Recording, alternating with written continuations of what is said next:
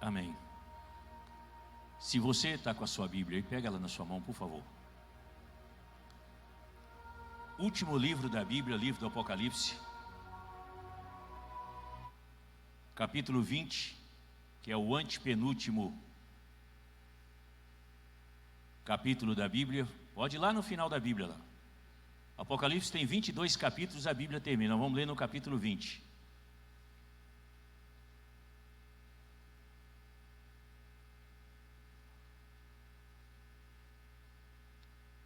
Apocalipse, capítulo 20.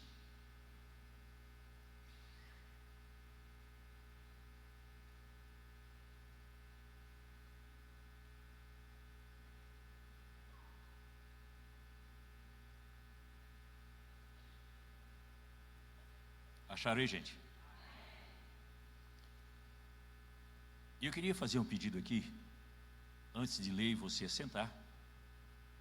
Procure, se tiver que levantar, é por uma necessidade, irmãos. A água você pode controlar. A água você pode controlar. Segundo, procure não conversar. Porque alguém te faz uma pergunta, você responde, está aberta a temporada de bater papo.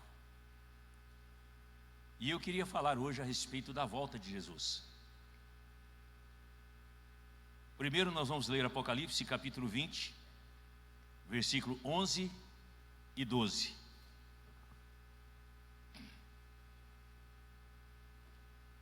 E vi um grande trono branco, e o que estava sentado sobre ele, de cuja presença fugiu a terra e o céu, e não se achou lugar para eles.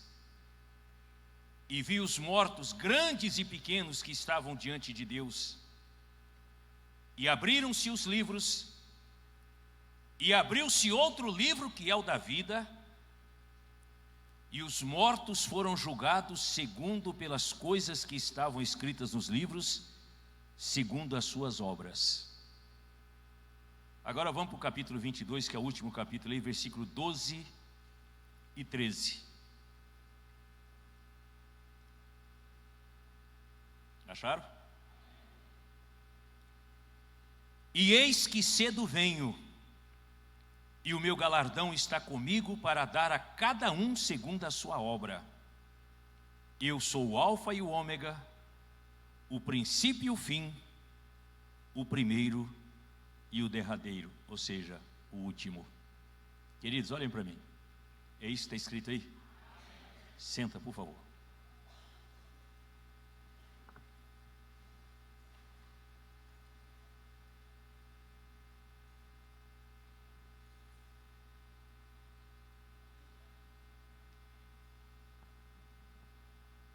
Olha para frente agora, presta atenção. O apóstolo João, que escreveu o Evangelho de João, 3 cartas, 1º, 2º e 3º João, e também escreveu o livro do Apocalipse. Esse apóstolo, ele foi o último dos sobreviventes dos 12, foi o último a morrer. A Bíblia mostra isso para a gente no livro do Apocalipse. Um homem que está com quase 100 anos de idade, ele foi preso e deportado para uma ilha chamada Pátimos. Literalmente era uma ilha no meio do mar, difícil de se escapar de lá. E ele foi preso por causa da sua fé, da sua vida com Deus, do seu chamado. A Bíblia mostra que lá Jesus aparece para ele numa revelação, em visões, acerca do que aconteceria na sua volta. Presta atenção nisso.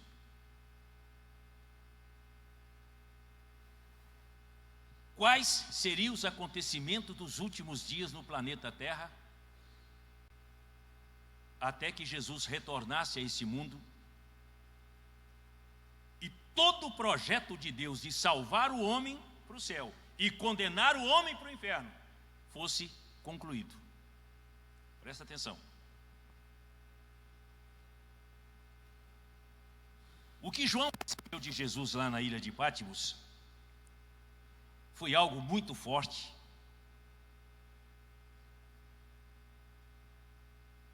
É o que um dia aconteceria com a humanidade, e nós estamos caminhando para isso.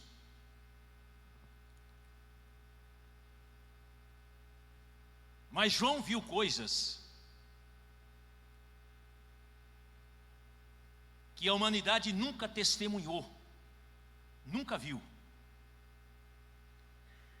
Esse julgamento do grande trono branco, irmãos, ele vai ser algo tão terrível, tão chocante. Eu não vim aqui para te botar medo, para te assustar, mas eu não vou evitar capítulos e versículos da Bíblia aqui hoje. Eu não vou trocar palavras que a Bíblia diz, ainda que possam nos assustar. Será algo tão monstruoso, tão terrível.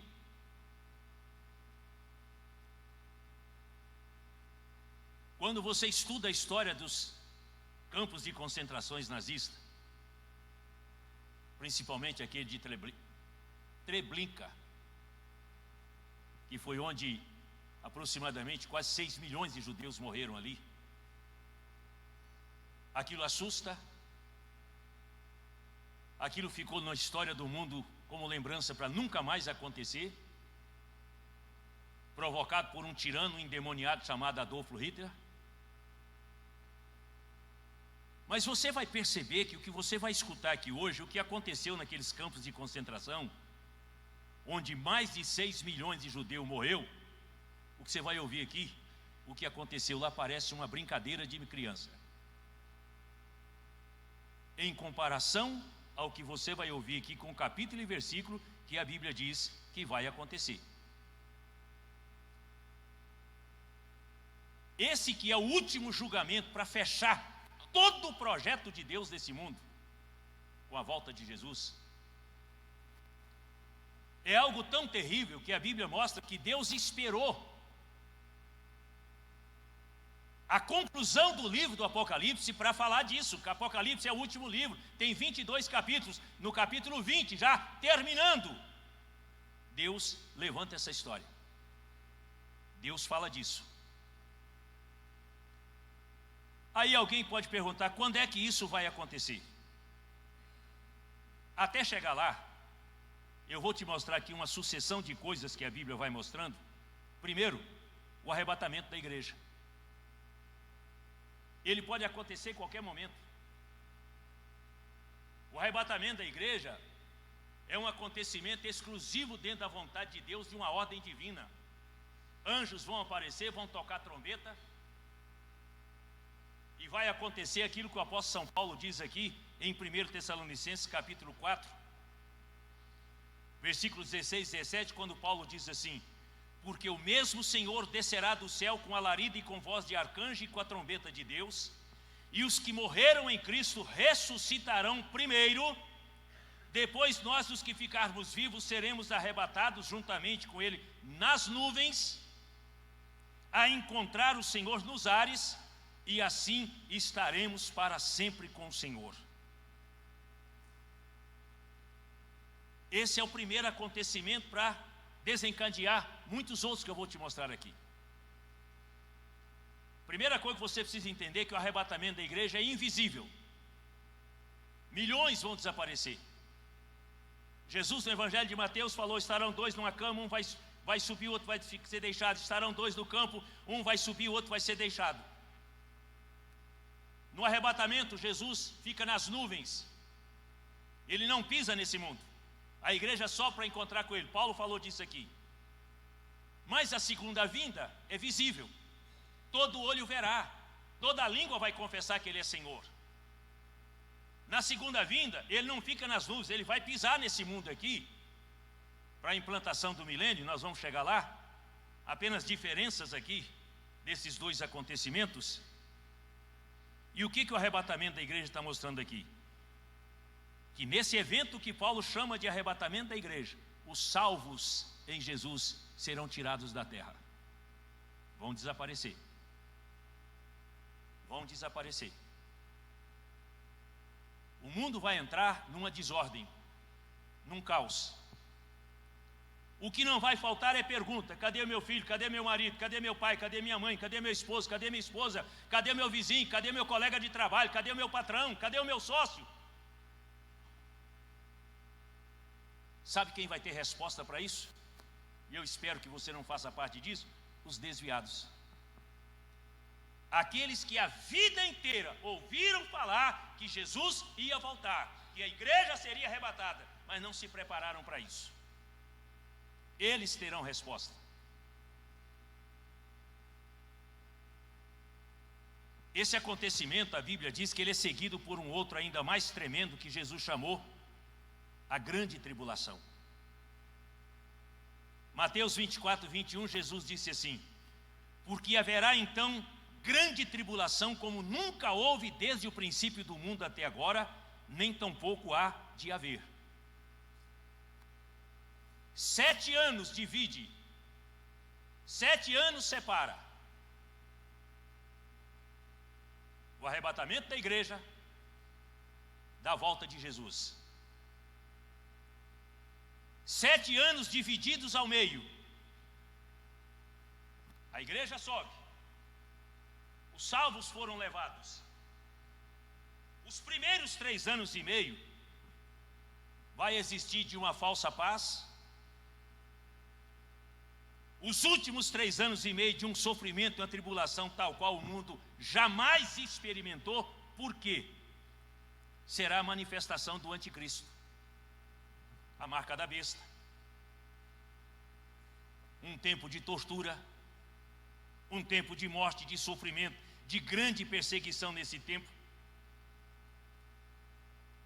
Quero deixar bem claro: os salvos não passarão pela grande tribulação por um único motivo: eles foram arrebatados, eles foram tirados da terra. Veja bem, só os que ficaram que não foram arrebatados por Jesus. Mas esse tempo, irmãos, vai ser muito pior para o povo judeu.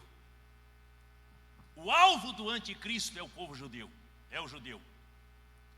O ódio do diabo é o judeu.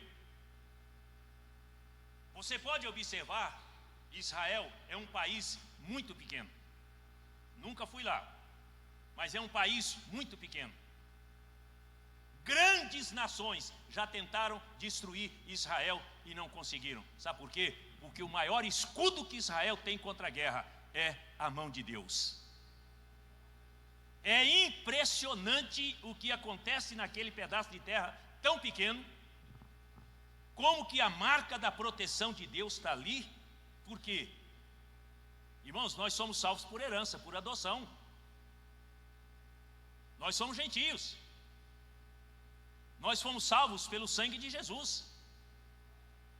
Israel é um povo eleito, é um povo escolhido, é diferente de nós, o judeu. Veja bem, a Bíblia diz que no céu a igreja é arrebatada. Vamos ver o que vai acontecer lá em cima. No céu acontecerá o tribunal de Cristo. Que tribunal é esse? Para julgar alguém, condenar alguém, mandar alguém de volta? Não. É a distribuição das coroas. É o galardão do seu trabalho prestado. Mas eu quero te alertar uma coisa: Paulo fala da coroa de ouro e Paulo fala da coroa de feno. O que é feno? É palha, é capim.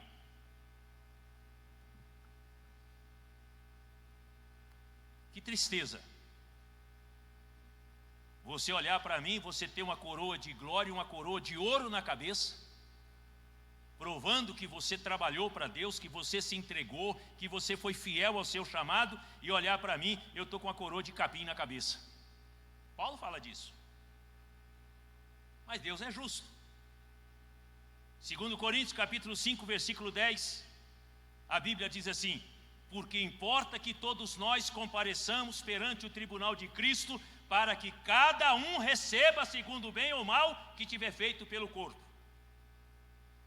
o dia em que os crentes serão coroados. É o galardão do salvo. Depois desse acontecimento, acontece o segundo, chamado Bodas do Cordeiro. Apocalipse capítulo 19, versículos 7 a 9, fala esse encontro de Jesus, o noivo, com a igreja chamada de noiva. Um grande casamento, uma grande ceia será servida aos salvos pelas mãos do Senhor Jesus. Ele será o grande pastor que vai dirigir essa ceia, e nós receberemos essa ceia não pelas mãos de diáconos, pela mão de pastores ou cooperadores, receberemos essa ceia pelas mãos do Filho de Deus.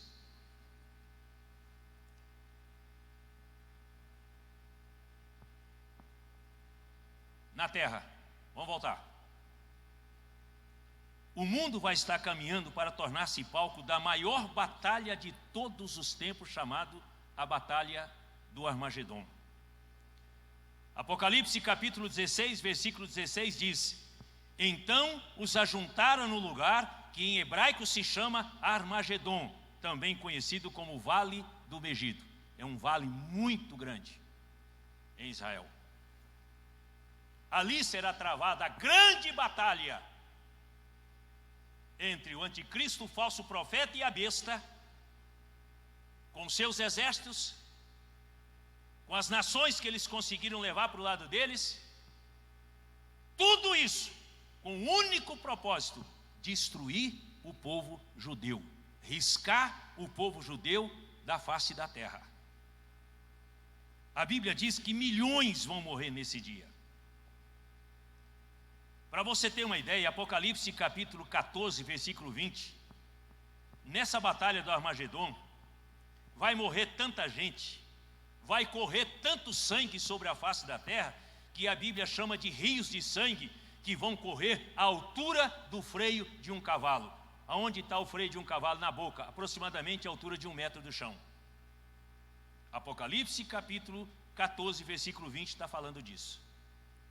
Como que a terra será banhada pelo sangue das pessoas que vão morrer nessa grande batalha? Essa batalha que vai durar apenas um dia. Jerusalém será cercada pelo exército do anticristo. E é nesse dia, irmãos, o judeu, ele não reconhece Jesus como Salvador. Presta atenção. Ele não reconhece, ele não aceita. Para o judeu é o Pai só. É Deus, acabou. A Bíblia diz que nesse dia, quando eles virem que eles estão cercados, que eles, um povo pequeno, e milhões e milhões e milhões, rodeando Israel, rodeando Jerusalém, porque o alvo é Jerusalém, a Bíblia diz que naquele dia eles vão clamar. Eles vão reconhecer. No livro do profeta Daniel tem uma expressão que diz: ó, venha tu, desejado Siló. Eles estão ali reconhecendo que Jesus é o Filho de Deus. Eles estão ali naquele dia reconhecendo que Jesus é o Salvador deles. Eles estão clamando por ajuda. E a Bíblia diz que naquele dia, presta atenção, o céu vai cuspir fogo sobre o exército do anticristo. A Bíblia diz em Apocalipse capítulo 17, versículo 14, que nesse dia Jesus Cristo aparecerá no céu como Rei dos reis e Senhor dos senhores. Atrás desse Cristo, presta atenção, milhões e milhões de cavalos brancos. E quem é que vai estar sentado nesses cavalos brancos? Todos os salvos que subiram no arrebatamento, que viveram essa bênção de estar com Cristo, de cear com Ele, de receber o galardão. Agora a igreja volta com Ele para a implantação do milênio e para a destruição total do diabo. Milhões e milhões de cavalos brancos. E assentados sobre esses cavalos, os salvos que confessaram Jesus como Senhor. A Bíblia diz que o Messias irá lutar como homem de guerra para defender os judeus. E naquele dia vai ser vencido o anticristo, a besta e o falso profeta. Jesus volta. Agora ele pisa na terra. O livro de Zacarias diz que ele vai pisar no Monte das Oliveiras. A terra vai fender ao meio, ela vai partir ao meio.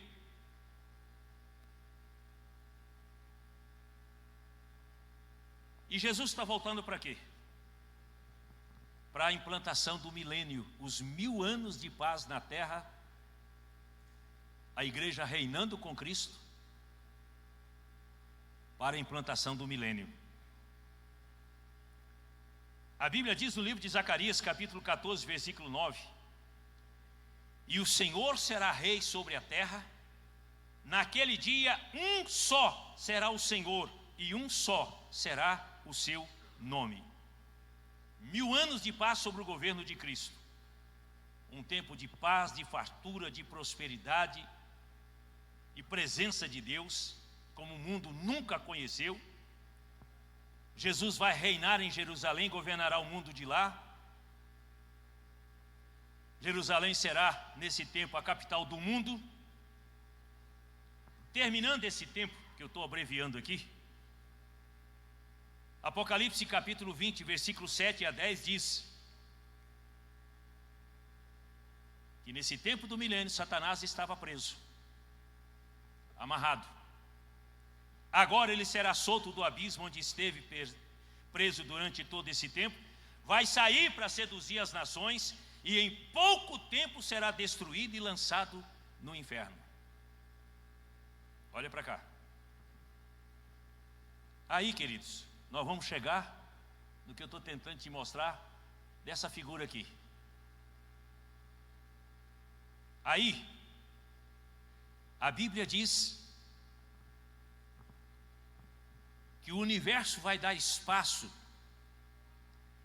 para o maior julgamento que já aconteceu em todos os tempos, conhecido de o julgamento do grande trono branco, também conhecido na Bíblia como a segunda ressurreição, ou a ressurreição da condenação. Presta atenção. Será um tempo em que a morte e o além darão seus mortos. O que significa isso? Apocalipse capítulo 20, versículo 13 diz que os sepulcros devolverão seus mortos, o inferno devolverá os seus mortos. Pessoas que morreram sem Cristo, sem salvação, morreram queimadas, afogadas, desaparecidos, seus corpos nunca foram encontrados, todos estarão ali naquele dia para serem julgados. A Bíblia chama esse dia de a ressurreição da alma e do espírito dos ímpios para a prestação de contas. Irão se unir ao corpo para estarem diante de Deus, para receber o veredito.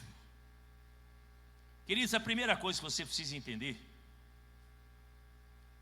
é que nós estamos entrando num assunto agora onde nenhum salvo vai estar lá. Nenhum. Tudo que eu vou mostrar para você daqui para frente é para quem ficou, para quem se perdeu, para quem rejeitou, para quem não aceitou Jesus. Tudo. Nenhum salvo vai participar desse julgamento chamado julgamento do grande trono branco. Lá estarão as almas de todos os não salvos desde a fundação do mundo. Os Caíns, os Herodes, os maus, os perdidos, os ímpios, gente que sempre viveu evitando Deus, brincando de frequentar a igreja, mais interessado nos prazeres da carne do que em Deus. Lá estarão os assassinos, os ladrões, os mentirosos, os traidores de Deus. Estarão todos lá na presença do grande juiz, o Senhor Jesus Cristo. A primeira pergunta, porque tem uma segunda: onde acontecerá isso? A Bíblia diz junto do trono de Deus, porque Deus não vai descer no inferno para julgar quem já está lá. Junto do trono de Deus. Por quê? É uma pergunta curiosa. Já não foi? Já não está condenado? Por que isso vai acontecer? Já não está definido. Por que isso vai acontecer agora? Porque para Deus não há segredos, irmãos. Nenhuma pessoa será liberta desse julgamento. E aí surge a segunda pergunta: se não vai haver adiamento, se não vai haver perdão, se não vai haver misericórdia, por que Deus vai realizar esse julgamento?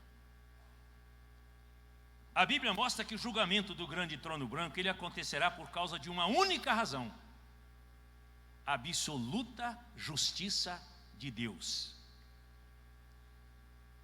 Isso vai acontecer para que as pessoas que morreram sem Cristo morreram em seus pecados e pensaram que poderiam esconder, estarão lá escritos nesses livros e serão mostrados como se numa grande tela a vida de todos, o pecado de cada um. Por quê? Presta atenção, ninguém naquele dia vai poder apontar o dedo acusador para Deus e dizer: eu não merecia, o Senhor foi injusto comigo, o Senhor errou comigo, eu não merecia o inferno. E a Bíblia diz que naquele dia, as suas oportunidades, as suas chances, os seus convites, as oportunidades que Deus te deu e que você ignorou, rejeitou, abandonou, desprezou, ninguém vai poder apontar o dedo acusador para Deus e dizer: o Senhor está sendo injusto comigo. O inferno, irmãos, não é Deus que manda, é a gente que decide por ele, é a gente que escolhe. Presta atenção.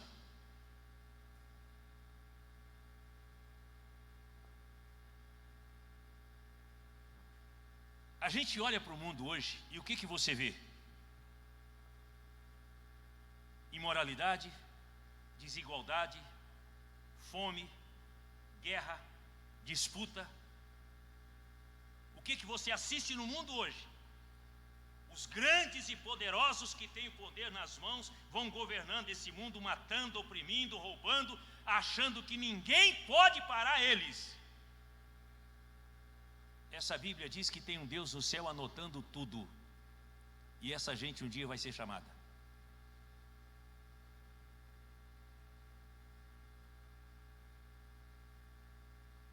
Não vai haver oportunidade de apelo. Por melhor que seja aquele advogado, ele não vai ter argumento para libertar ninguém, inocentar ninguém desse grande tribunal. Por mais dinheiro que as pessoas tenham, não haverá ninguém que possa comprar a sua libertação, o seu perdão. A Bíblia mostra que naquele dia vai acontecer uma saída do inferno que ninguém gostaria de fazê-la. Nós pregamos que uma vez no inferno está lá, mas a Bíblia diz que um dia o ímpio vai sair de lá por um curto espaço de tempo. Presta atenção. Por um curto espaço de tempo para quê? Para ser julgado. O rico da parábola vai estar lá, Saul, primeiro rei de Israel, vai estar lá, Judas Iscariotes verá Jesus outra vez, aquele com quem andou, viveu e traiu. Milhões e milhões, mostra a Bíblia, passarão pela larga porta do inferno para ver o céu, que eles rejeitaram, desprezaram, e para receber do Senhor Jesus, dos lábios dele, da boca dele, a condenação. Irmãos, que dia terrível esse por perdido.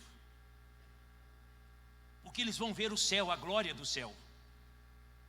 Eles vão ver a cidade santa, a morada dos salvos, os muros de jaspe, as portas de pérola, as ruas de ouro. No meio dessa cidade tem a árvore da vida, mansões que se perdem, porque Jesus disse: olha, eu vou preparar para vocês um lugar, mas eu voltarei outra vez, eu não vou deixar vocês órfãos. Essa promessa está lá no Evangelho de João. Verão a morada dos salvos, as mansões celestiais. É o céu, é a morada do Altíssimo. Verão tudo isso e desesperadamente nunca herdarão um palmo desse lugar. Estarão lá só para ouvir da boca de Jesus a sentença de Mateus 25:41. Qual? Apartai-vos de mim, malditos, para o fogo eterno, preparado para o diabo e seus anjos, porque eu não vos conheço.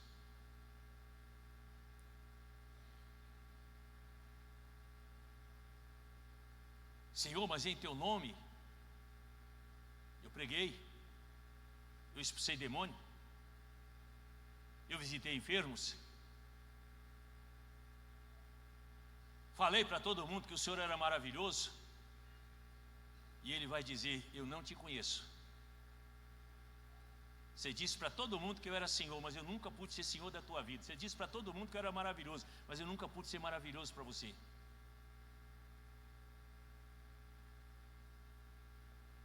Quantos hoje ignorando, rindo do Evangelho, fazendo piada,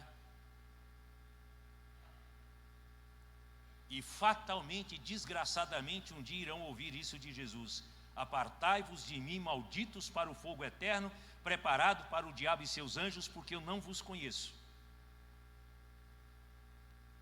Que coisa triste saber que aqui tem um monte de gente que eu conheço, sei, e você me conhece e você sabe. Você está aqui, mas não é salvo ainda.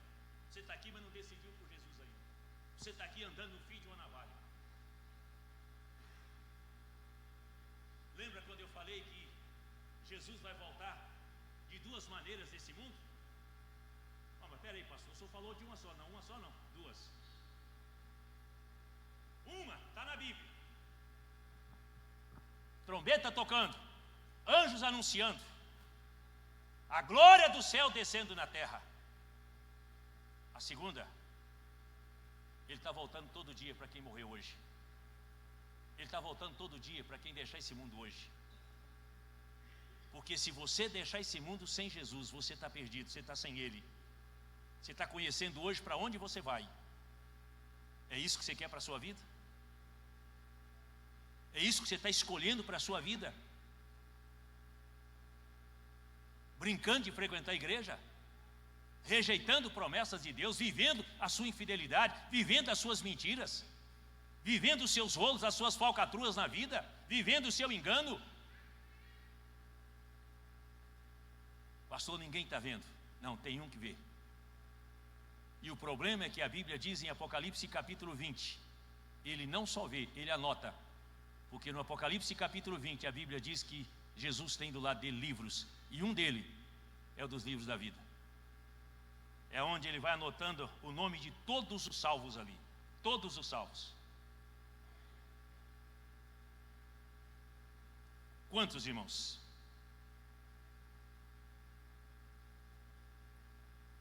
Dizendo dentro de uma igreja: hoje não, amanhã eu resolvo, depois da manhã eu tomo uma decisão, um dia eu aceito, mas essa decisão nunca vem, empurrando, rejeitando, deixando para depois, para um depois que talvez nunca virá a existir na vida dessa gente. Você pode imaginar quantas pessoas saíram de casa hoje de manhã como você saiu e não vão voltar mais? Vai nos velórios dessa cidade hoje. Vai lá amanhã. Porque amanhã você vai ver o resultado do que aconteceu hoje. Por quê? A pergunta é por quê? Por que que nós estamos na porta do céu e não queremos entrar nele? Por que que nós temos uma graça imerecida? Eu não mereço, você não merece. Mas é a graça de Deus que nos dá a oportunidade do céu, de uma salvação, de uma vida eterna. Quantos não vão voltar para casa mais? Em algum lugar, por algum motivo, vão morrer. Porque todo dia está morrendo gente. Gente que acreditou no amanhã e a morte veio primeiro e eles não tiveram essa chance do amanhã. Aceita Jesus se você não aceitou. Reconcilia com Ele se você está longe. Acerta a sua vida se tem alguma mentira aí para ser tirada, alguma coisa errada. Acerta a sua vida com Ele hoje, presta atenção. A Bíblia diz que hoje é o dia da salvação para você. Deus não te criou para o inferno, Deus te criou para o céu. O inferno é o lugar do perdido, é o lugar do tormento, é o lugar da dor, do desespero. Quer conhecer esse lugar? Eu vou te mostrar agora. Ninguém falou mais do inferno do que Jesus nos 4 evangelhos. Ninguém falou mais do inferno do que Jesus nos 4 evangelhos. Primeiro, Jesus falou que o inferno é um lugar de densas trevas. Sabe o que é isso? Escuridão total. Lá a Bíblia diz que o verme não morre, onde a morte não entra. Lá as pessoas vão tentar o suicídio, vão pedir que as montanhas caiam sobre eles. O desespero vai ser tanto que eles vão querer morrer. Vão tentar o suicídio, montanhas caem em cima de nós. Olha o que a Bíblia diz: Apocalipse capítulo, presta atenção, Apocalipse capítulo 9, versículo 6. Nesse dia os homens buscarão a morte e não a acharão, desejarão morrer e a morte fugirá deles. Por que ir para esse lugar, gente? Por que brincar com a sua alma, a maior riqueza que você tem? Dinheiro, se você perder, se arruma outra, família, se arruma outra, qualquer coisa. A sua alma não. Perdeu, está perdido. Presta atenção.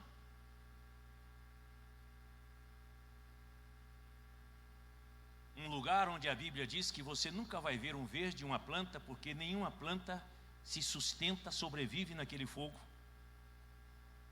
Você nunca vai ouvir lá o choro de uma criança, porque elas não estarão lá. Eu não tenho dúvida do que eu vou dizer aqui, o inferno vai ser um lugar de acusação. Pais acusando filhos, filhos acusando os pais. E a acusação é essa: por que vocês não me falaram desse lugar?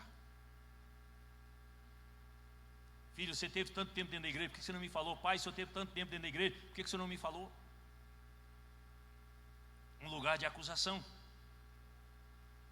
Um lugar onde 24 horas por dia, a música que você vai ouvir lá, se é que se pode chamar de música, é o gemido e o lamento dos perdidos.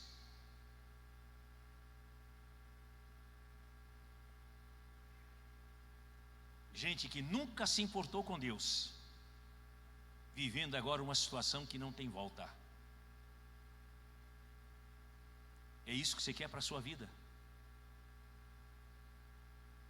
Vamos terminar essa conversa aqui? Por que Deus vai fazer isso? Ele é injusto? Ele é cruel? É um Deus irado? Não.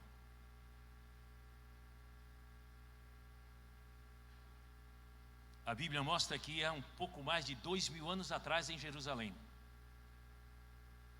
mais precisamente numa sexta-feira à tarde, uma multidão enlouquecida em volta de Jesus, rasgaram a sua roupa, cuspiram nele, colocaram uma coroa de espinho na sua cabeça, arrancaram a sua barba, colocaram uma cruz pesada para esfolar os seus ombros. Ele foi humilhado, bateram nele com uma cana. Tudo isso o Evangelho mostra. O que estava acontecendo ali, irmãos? A mutilação de um ser humano, será que é só isso? Um espetáculo público de sofrimento de um Deus que tem prazer, senta no trono e começa a dar risada do sofrimento dos outros? Não.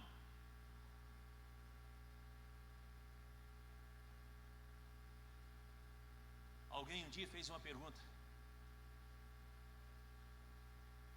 onde é que está Jesus nas tragédias da vida? Onde é que ele está nas tragédias da vida? E alguém respondeu: ele está no mesmo lugar, oferecendo salvação e livramento a todos. Querido, quem decide o céu na tua vida não é Deus, é você. A porta está aberta,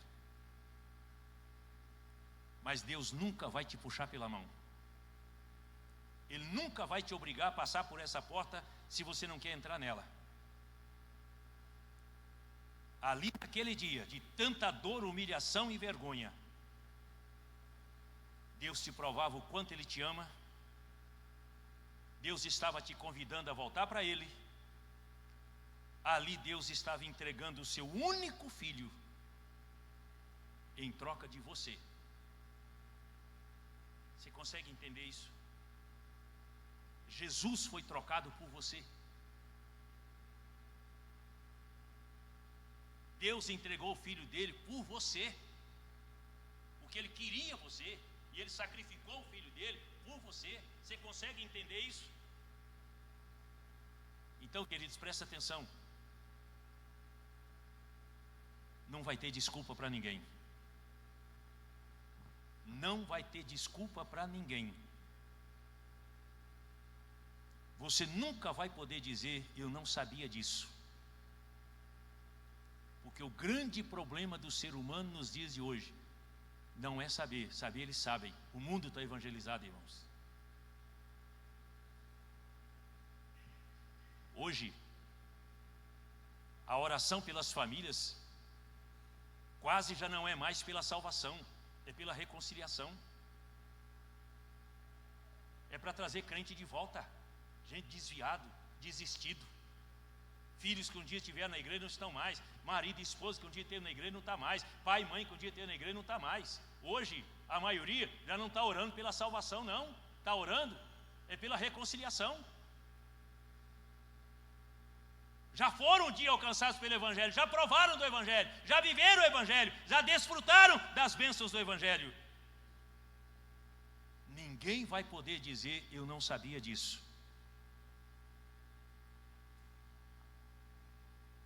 Porque tudo vai ser revelado. Como? Talvez numa tela como essa. Imagina a minha vida sendo passada aqui, a sua vida sendo passada aqui. E pode ter certeza, não vai ser mostrado coisa boa, porque quem está nesse dia foi condenado pelos seus erros, pelos seus pecados, por toda a sujeira na vida. Tudo vai ser revelado.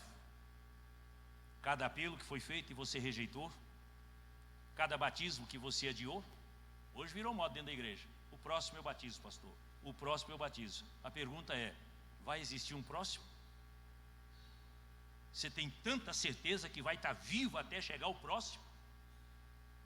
E se você não tiver? Não acertou a sua vida com Jesus, como é que fica?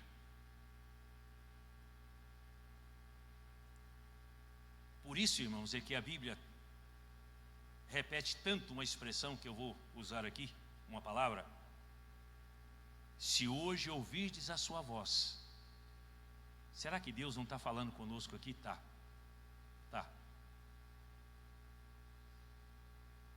O único barulho que eu estou ouvindo aqui nessa manhã é desse ar-condicionado assim da minha cabeça. Porque se ele tivesse desligado, se jogasse uma agulha no chão, a gente ia ouvir o barulho dela.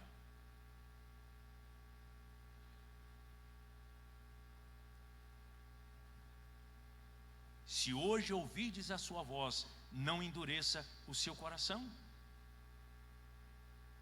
Deus está dando para muitos aqui hoje uma nova chance, uma nova oportunidade. Vai rejeitá-lo mais uma vez?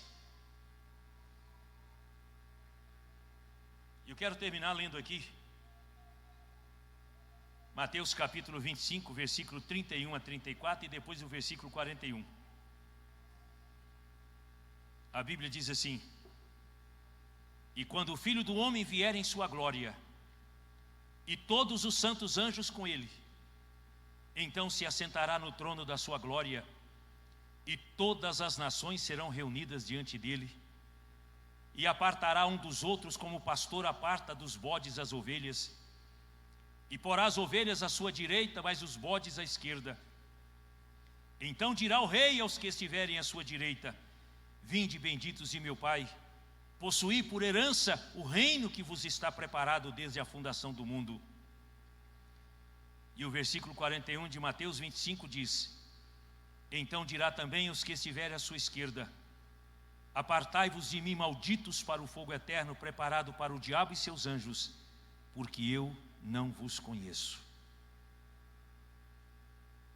Fica de pé, irmãos. Eu queria chamar o pessoal do louvor aqui à frente.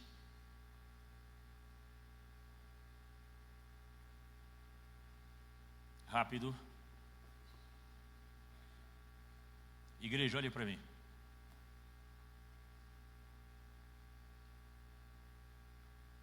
Olhe para mim.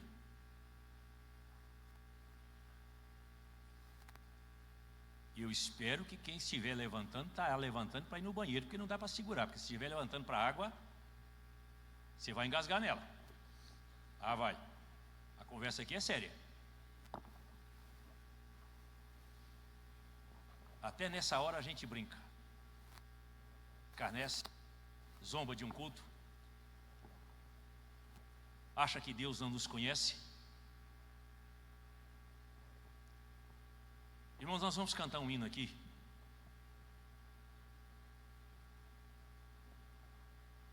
Tem alguém aqui hoje que ainda não aceitou Jesus e quer aceitá-lo? Você está dentro de uma igreja, mas não confessou publicamente. Tem alguém aqui, talvez, afastado, você quer reconciliar com ele? Tem alguém aqui hoje, longe dele, fraco na fé, pensando em desistir? Eu estou convidando você a vir até esse altar e eu quero orar com você.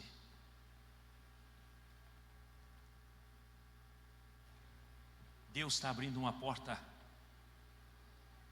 que Ele não gostaria de fechar no final desse culto sem que você passasse por ela. Feche os seus olhos, curve a sua cabeça. Enquanto nós cantamos, tem alguém aqui que ainda não aceitou Jesus como Senhor e Salvador? Você não confessou publicamente ainda?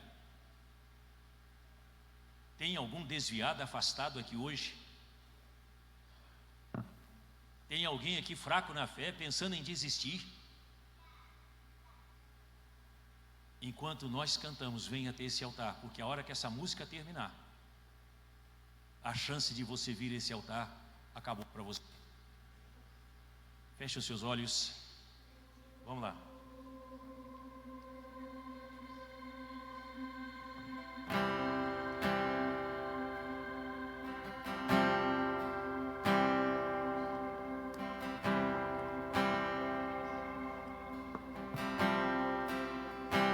Te amo, Deus, tua graça nunca falha. Todos os dias eu estou em tuas mãos. Desde quando me levanto até eu me deitar, eu cantarei da bondade de Deus. És fiel em todo tempo, em todo tempo tu és tão bom. Com todo o fôlego que tenho, eu cantarei da bondade de Deus. Tua doce voz que me guia em meu fogo, na escuridão, tua presença me conforta.